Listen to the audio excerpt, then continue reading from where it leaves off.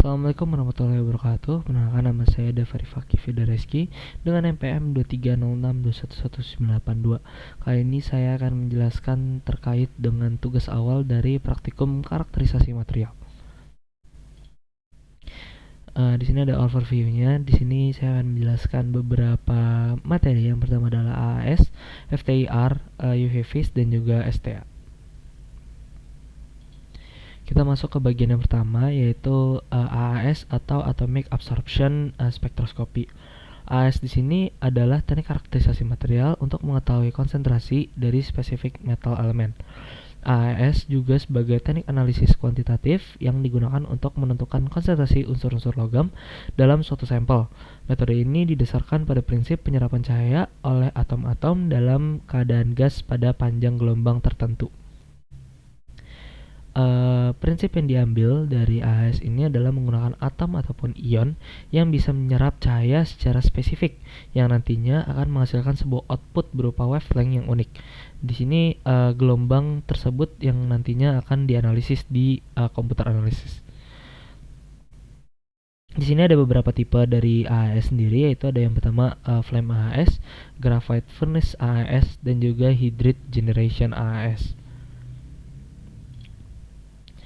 Selanjutnya kita masuk ke FTIR atau Fourier Transform Infrared Spectroscopy. Teknik spektroskopi yang digunakan di sini adalah menganalisis struktur dan komposisi suatu senyawa kimia.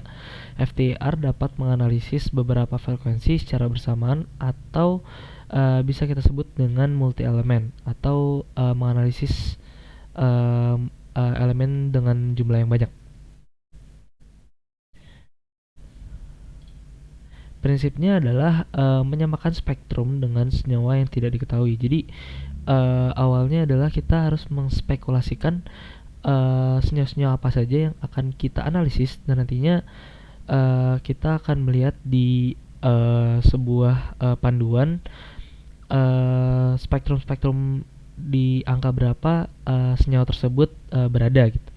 Nah, selanjutnya adalah FTIR juga memanfaatkan transisi vibrasi molekul saja, jadi tidak sampai mengeksitasi atom. Jadi FTIR ini karena basisnya adalah infrared, jadi jika terkena dengan atom ataupun dengan energi ataupun foton, FTIR ini hanya menggerakkan atom-atom yang posisinya tidak berubah dan bisa dikatakan tidak mengeksitasi dari atom tersebut.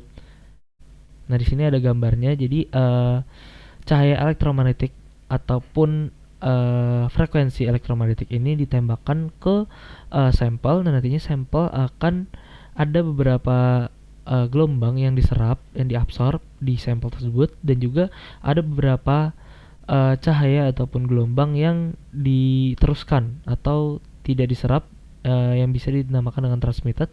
Nah, itu nantinya yang akan diserap ataupun dideteksi oleh amplifier, dan nantinya akan keluar di computer analyzer seperti itu. Selanjutnya kita masuk kepada UV phase. Jadi metode analisis kimia yang digunakan dengan cahaya tampak dan sinar ultraviolet untuk mengidentifikasi atau mengukur konsentrasi senyawa kimia dalam suatu larutan. Prinsipnya UV phase ini adalah dalam sebuah preparasi sampel harus berbentuk liquid ataupun solution. Jadi UV phase ini tidak bisa berbentuk fasa padatan ataupun gas. Selanjutnya liquid ini akan dimasukkan ke dalam test tube atau yang biasa dinamakan dengan cuvette. Lalu sumber yang biasanya dipakai yaitu hollow cathode lamp. Nah, hollow cathode lamp ini akan menembakkan cahaya ke sampel. Nantinya setelah mengenai sampel, beberapa cahaya nanti akan ada yang diserap oleh si sampel atau yang biasanya diabsorb, dan ada beberapa cahaya yang diteruskan yaitu ditransmitted. Di sini ada beberapa limitation dari UV phase, yaitu yang pertama adalah UV phase ini harus low concentration atau harus encer, jadi nggak bisa kental ataupun konsentrasinya terlalu tinggi gitu. Terus yang kedua, UV phase ini tidak harus banget fasanya adalah larutan, tidak boleh fasa padatan ataupun gas. Terus yang terakhir, biasanya alat dari UV-Vis ini terkena stray radiation atau wavelength-nya bocor kemana-mana. Selanjutnya kita masuk ke STA atau analisis thermal simultan, yaitu metode analisis yang prinsipnya itu sebenarnya gabungan dari metode termogravimetri atau TGA dan kalorimetri pemindaian diferensial atau DSC. Prinsipnya adalah pada metode TGA sendiri diterapkan mengukur perubahan massa pada bahan sampel yang disebabkan adanya pengaturan suhu, waktu, dan juga tekanan. Selain itu pada metode DTA menerapkan pengaplikasian panas untuk mengetahui reaksi endotermik atau penyerapan panas ataupun reaksi eksotermik atau pelepasan panas.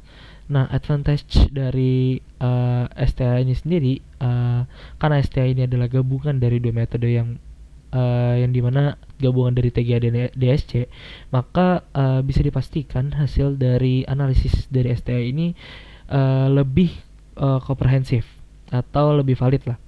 Terus yang kedua, STI ini sangat efisien.